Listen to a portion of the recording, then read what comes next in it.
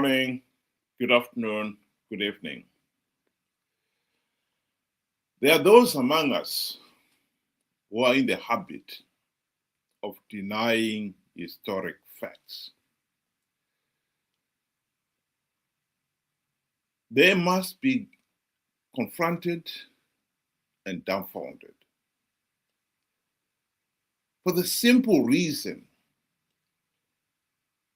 that those who do not learn from the past are doomed to repeat the same mistakes over and over again. In Zimbabwe, we are confronted at the moment with a situation where 45 after independence, we are repeating the same mistake of participating in flawed elections to give the vote rigging Zanu PF legitimacy. Yes, there have been ways and variations on that theme, how Zanu PF has managed to achieve that. But the bottom line still remains that we, the people, have participated in flawed elections to give Zanu PF legitimacy and thus perpetuate the dictatorship and our own suffering.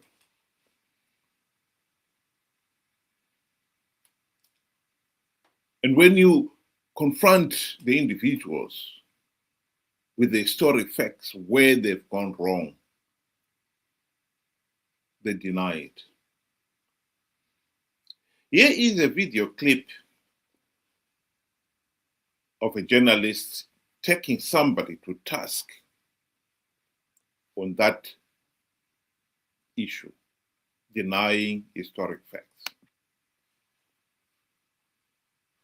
And said, I think that we did a great job ending slavery, which we did. But I don't know if this is just because it helps you become a bestseller, but you add this line, the tyranny of imaginary guilt. You're a Christian theologian, and you're saying we shouldn't feel guilty at all about 3 million Africans being taken out of their homes and moved to across the Atlantic? The guilt is imaginary? Why can't we have guilt and also believe everything you just said?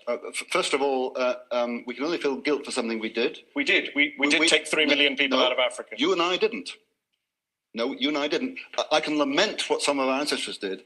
I can't feel guilty for it. So that means you take... Hold on. So you're telling me with a straight face, you don't take pride in Britain in us defeating the Nazis in World War II? You've never taken pride in that?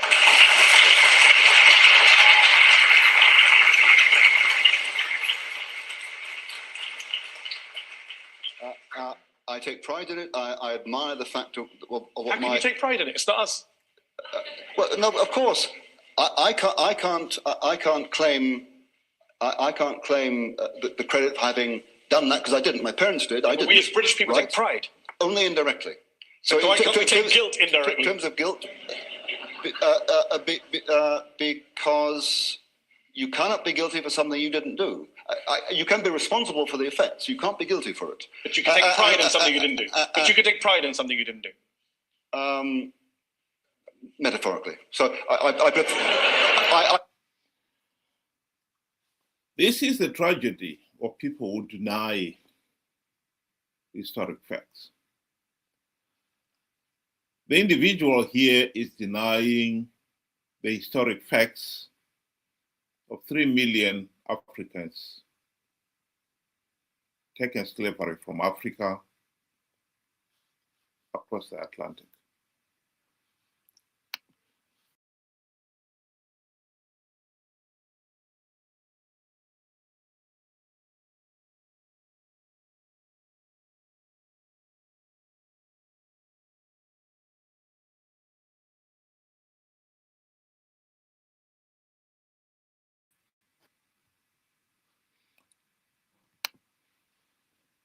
Sorry about the interruption.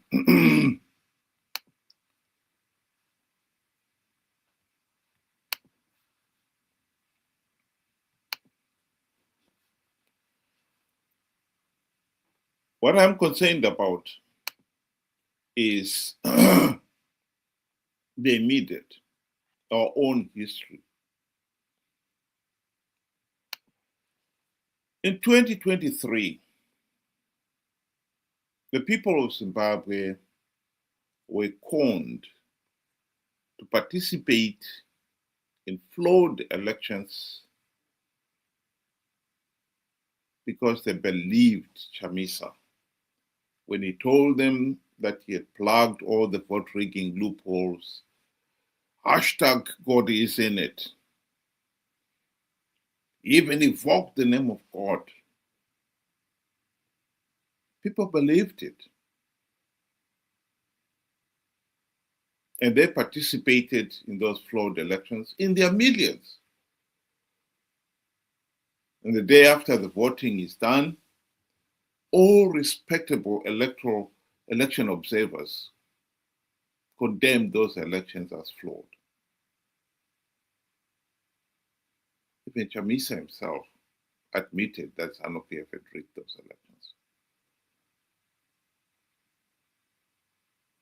What is surprising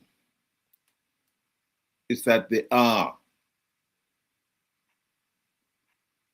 millions of his followers out there who still refuse to admit that Chamisa had lied to them. This doesn't make any sense. Chamisa said he had plugged the vote rigging loopholes, right? Right. Then the next thing is everybody admits that Zanu PF blatantly rigged those elections. So the loopholes were not closed then. And yet these people, they cannot accept that. Why? Because they've got this deep-rooted personality cult mentality. They've elevated Chamisa onto a pedestal. He's become a demigod. He cannot do it. He can do no wrong.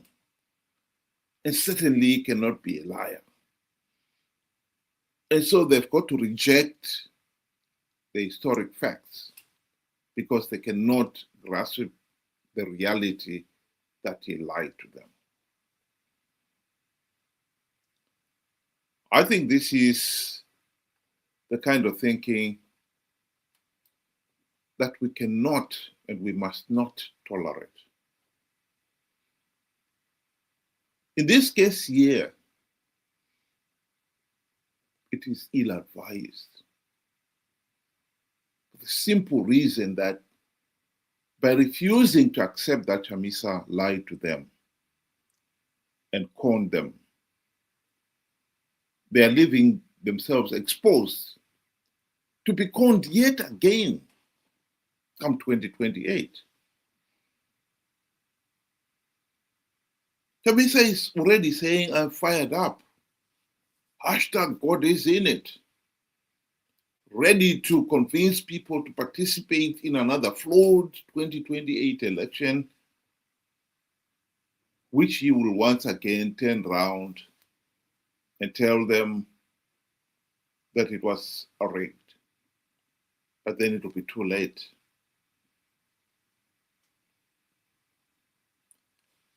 We cannot afford as a nation to pretend that we do not have liars, that Chamisa is not a liar, that Chamisa is not a conman. We need to grow up and deal with it.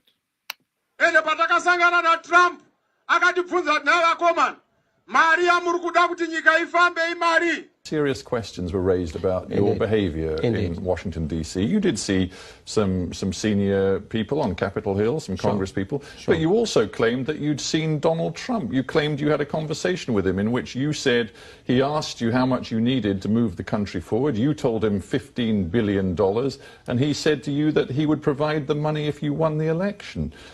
That was not true, was it? Sangana na Trump akatibvunza nawo akomana Maria muri kuda kuti nyika ifambe imari. It was not true that you'd seen Donald Trump and that Donald Trump indicated to you that he would provide, if you won the election, But $15 billion. All those statements were said by other people, not what I said. Akasangana na Trump akatibvunza naye akomana.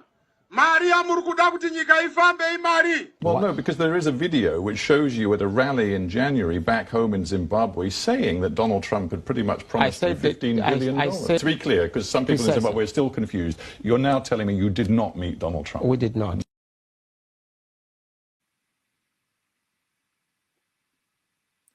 I repeat, Chamisa is a liar. Chamisa is a conman. 2023 was not the first time that he lied to the people of Zimbabwe and conned them to participate in flawed elections. He did the same thing in 2018.